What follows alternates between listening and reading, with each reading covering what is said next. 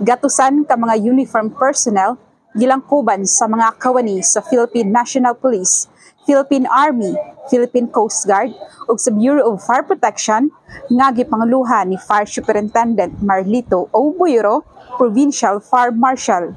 Ang gideploy isip mga security forces atul sa pagpahigayon sa National Executive Board meeting sa Lady Local Legislators League of the Philippines Incorporated nga unang nahitabo dinhi sa probinsya sa Siquijor ug formal nga gisugdan ang maong kalihukan didto sa Kapitolyo Pulang Yuta, Siquijor diin nahimutang ang command post sa mga kabumbiruhan gikan sa Siquijor Fire Station nga gipanguluhan sa ilang team leader na si Inspector Roderick S. Hamarulin. Kini nagtumong nga magpabilin ang kalinaw sa maong kalihukan, paspas ang pagresponde sa posibleng emerhensya ug masiguro ang seguridad sa mga opisyal sa gobyerno nga nagikan sa nagkadaiyang mga lugar.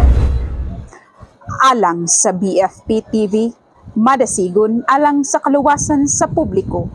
Kini si Fire Officer 1, Pradel S. Sumalpong.